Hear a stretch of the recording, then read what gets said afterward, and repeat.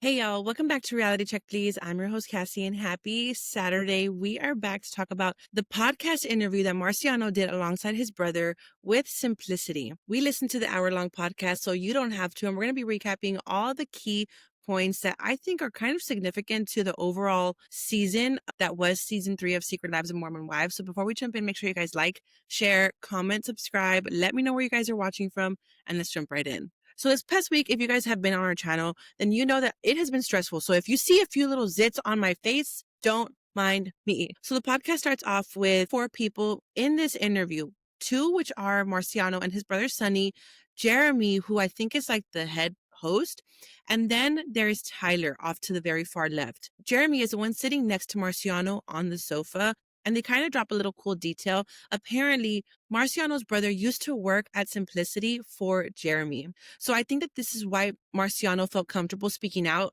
on a podcast when it's someone that he knows and he feels like comfortable in like a safe space. And I also think that this is kind of what helped get us like a little tell-all version of like his side. So there's a lot that we're going to cover. And I want to know at the very end what y'all think and if this kind of changes your perspective on Marciano, because honestly, I think it did for me. Marciano starts off by giving us a timeline. He says, and I hadn't thought about this, that when Mom Talk went to go film, they filmed last summer. So summer of 2024. At this point, season 1 of Secret Lives of Mormon Wives was not even out yet. So he had no or could not have known how successful the show was going to be. In his mind, all he thought was, there's a group full of beautiful women. Okay, like let's see what they're about. He did not go into this thinking, it's going to be for clout. And honestly, I kind of believe him because I had never thought about that point. And I went back to watch Vanderpump Villa, specifically those 2 episodes that Mom Talk was on. And you can tell that a lot of the boys, not just Marciano, were kind of like, oh, pretty girls. And Marciano's brother made a very good point. Now, I'm not sure. I believe that Marciano's brother is his manager. So he also, on top of him, like living with him, they I think live together out in Vegas. They're roommates. He got to see firsthand a lot of how Marciano's experience was in the villa as far as how they live. It's almost like a crazy version of like Love Island, Love is Blind, and not anything kind of close to what Vanderpump Rules or even like Below Deck is. Apparently, like the servers or like the employees that are employed at Vanderpump Villa don't have their phones.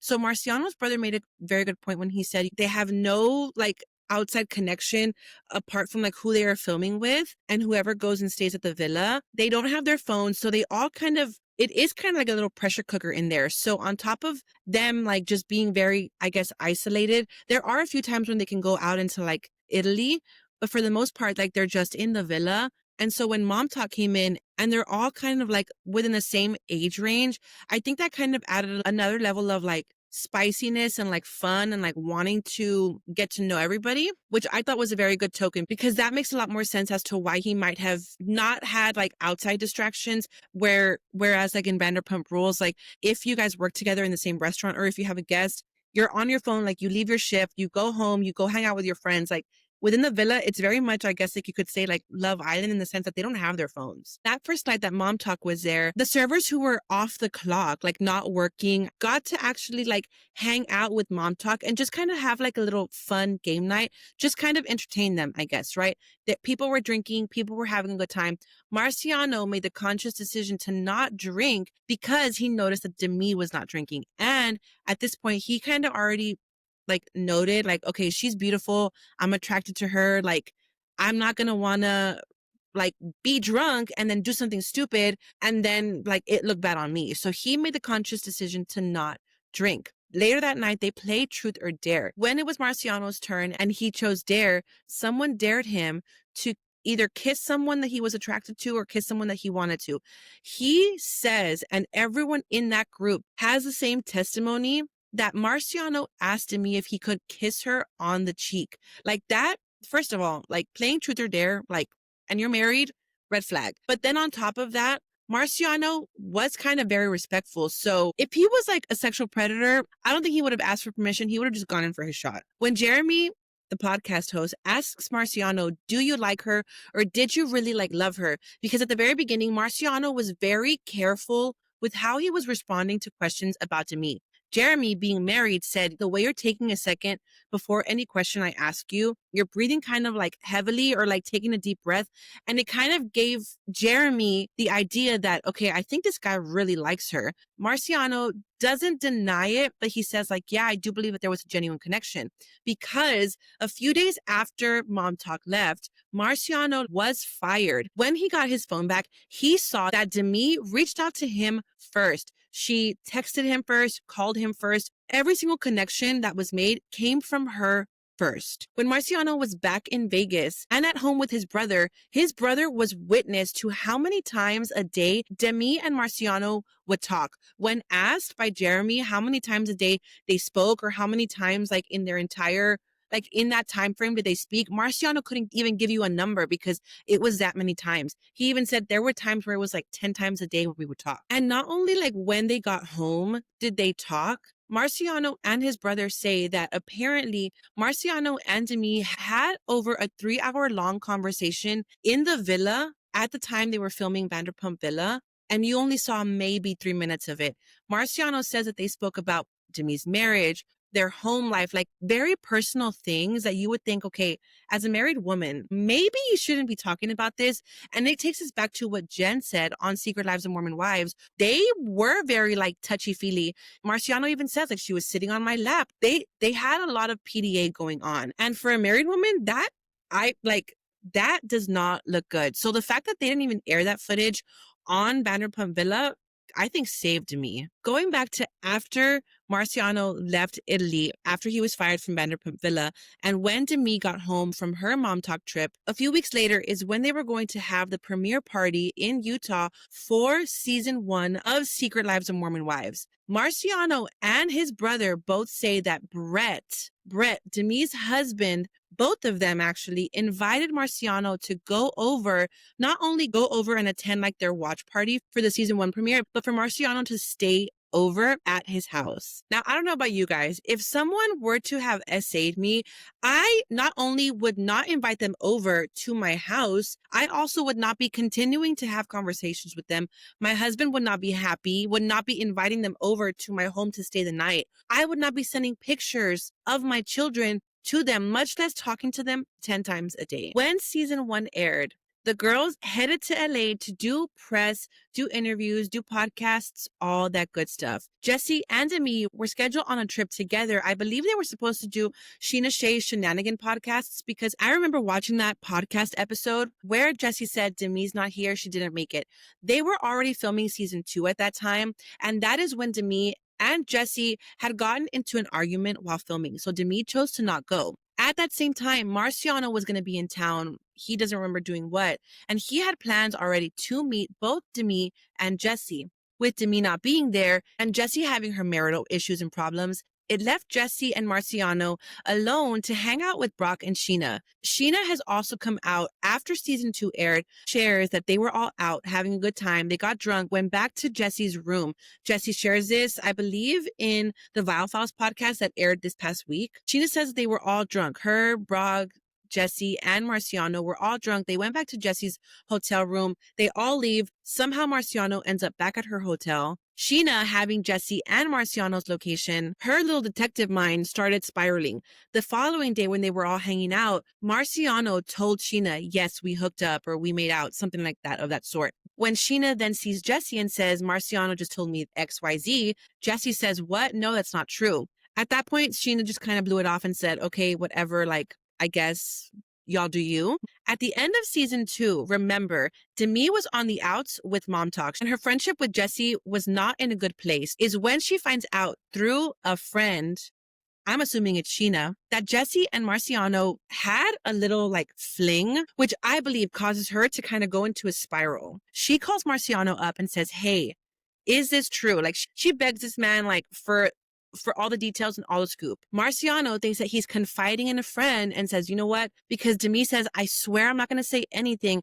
I just want to have this in my arsenal. I want to have this as ammo just in case shit hits a fan with the girls, specifically with Jessi, and I can pull this out if I need to. Not that I'm gonna. So Marciano spills, and he believes that immediately after they hung up, Demi called production, because only shortly after Demi and Marciano hung up, production for Secret Lives of Mormon Wives calls up Marciano and says, hey, we know that this is going on, or we know that this happened. Production asks Marciano, are you willing to come on? At this point, again, it's towards the end of season 2. Marciano was very reluctant. He did not want to be on Secret Lives of Mormon Wives, mainly because he knew that he had the affair going on with Jessi and that little fling that he also had with Demi. So somehow production manages to get Marciano to film, which is what we see at the end of season 2 as a cliffhanger. But the craziest part is that Marciano had no idea that they were going to add that clip or that scene that he filmed with Layla to the end of season 2. He had no idea that season 2 was going to end with the bomb that he dropped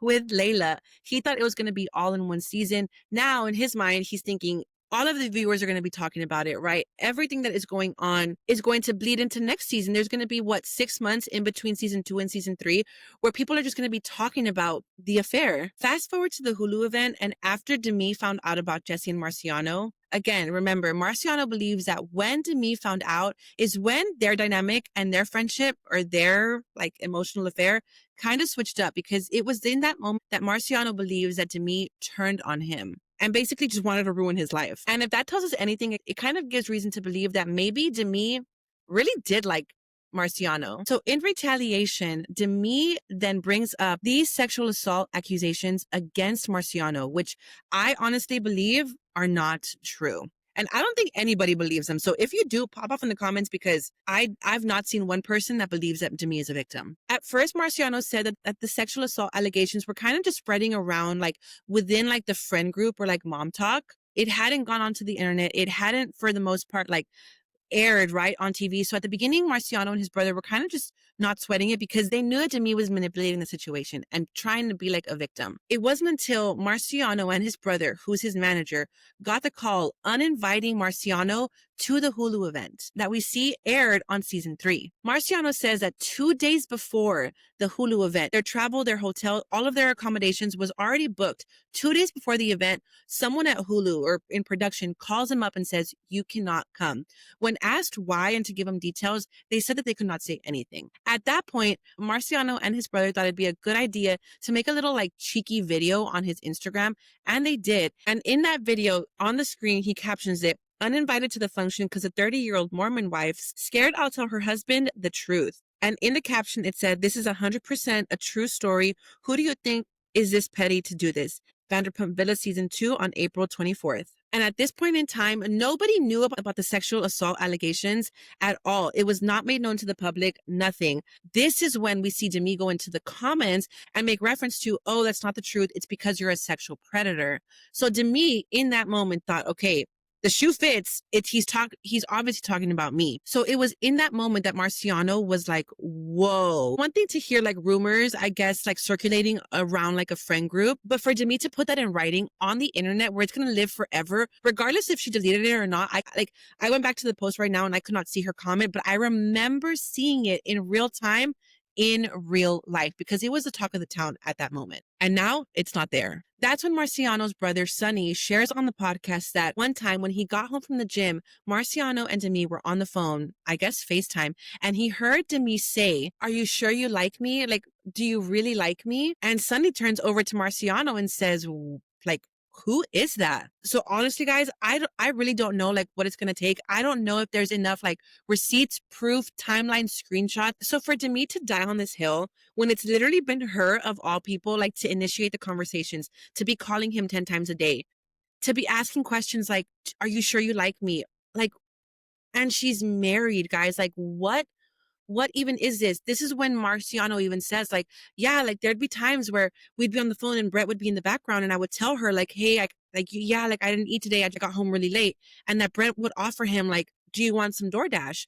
This is Marciano even confirming what Demi said on the season, that Brett would offer to buy him, food. Oh my God. I think about it and I'm she is literally nuts. I'm calling her triple D, delusional, dangerous Demi. This is crazy behavior. And I think the one thing that upsets me the most is the fact that she has resorted to use or attempt to use the one accusation that it would be pretty shitty of anybody to question, But honestly, babe, like, call me what you want to call me. Call me a mean girl. Call me a bully, because I am not buying that shit. I'm not. I'm sorry. I am not dumb enough to subscribe to that bullshit. To those lies. Like, I'm not. I'm not gonna be a victim of Demi again. She came like a sheep, like a wolf in sheep's clothing, where she was like the fan favorite. In season 2, she was kind of like, grooming us to believe like, maybe I'm not that bad. Maybe, you know what? Maybe she's misunderstood. No, in season 3, she came full force. And now I look so fucking dumb. And I'm not going to be looking dumb again. I'm sorry. So after the allegations that Demi spewed from her mouth, Marciano has kind of gotten ghosted from Hulu. He never went back to clear his name. He did mention how production did reach out to him in regards to maybe having a sit-down conversation with Jessi and Jordan, but that never happened. Marciano said the production said, you know what, yeah, like, we'll reach out to you. When they didn't, and they realized that filming was about to wrap up, Marciano reached out again to them and said, hey, you know what, if anything, like, I'll sit down with Brett, like, I'll have a conversation with Brett, Demi's husband. And they ghosted him. So if anything, I think that that's why he was very like hesitant to want to speak out specifically about like details on the entire season and how everything played out, because if Hulu played him, not Hulu, but the production team for Secret Lives of Mormon Wives, if they played him, like, who's to say that another podcast team is not going to play him? So I'm happy that he went on Simplistic and that he felt safe enough there to kind of like share his side of the story and do a little tell all, because this has me looking at the situation in a completely different way, honestly. And I already didn't like Demi. I honestly did not think that there would be any more information that could come out that would make me dislike her all that much more. But Marciano's interview and podcast honestly like proved that to be wrong, because now I'm looking at her and Brett even more sideways. And honestly, guys, we still have the reunion. Like, there is still so much that we are about to find out at the reunion, and it's going to be a ride. Marciano and his brother, because his brother's his manager, have said that he honestly, like, at this point, doesn't even know if he wants to return to Hulu, at least not to the Secret Lives of Mormon Wives, because of how the way that they played him. That's why he's taking the opportunity to share his side of the story and kind of clear the air. He did say that after being fired from Vanderpump Villa and after the fallout with Secret Lives of Mormon Wives, that he has been DJing and he's actually been booked across the country, and that he is going to be releasing music soon. So I did not know he was like an artist. That's pretty cool though. He did mention on his podcast that he was born in Rhode Island. So when Pauly D came out and was on the Jersey Shore, that's kind of what gave him a little inspiration to want to be on reality TV. So could all of this bring us a little Pauly D 2.0 out of Marciano? I don't know, pop off. To wrap it up, I wanted to talk about what Marciano said in regards to Jessi and his connection with her. When asked about who he liked more, Marciano said, easy, I like Jessi more. He says it was because it was easier, I guess, like their like relationship, like emotional relationship. And he said that it was deeper. And I also think like an added layer to that is the fact that how Jessi handled this was honestly complete like 180 how Demi handled it. I think that the fact that Jessi owned her shit, took accountability, like, you know what, said, I'm not going to hide from this. I think that is what resonated, I think, a lot with Marciano, because instead of making him look like the bad guy, she took equal accountability for her part in that whole emotional affair. He also says that he thinks that he was in love with her. And honestly, I could see that, because when he showed up to have a conversation with her at the hotel in St. George, when they did the polygraph, he showed up with flowers. And I was like, flowers? Like, my guy, like, you're filming a show. Where do you get off getting her flowers? Like, what? It was kind of ballsy in my eyes. That was kind of ballsy. And he also said that if he could do it all again, that he would, but this time he would actually go for Jessi from the jump and not give any time or attention to Demi. And I respect that, because honestly, had he not gone for Demi, he would not have these sexual predator allegations thrown at him. Like,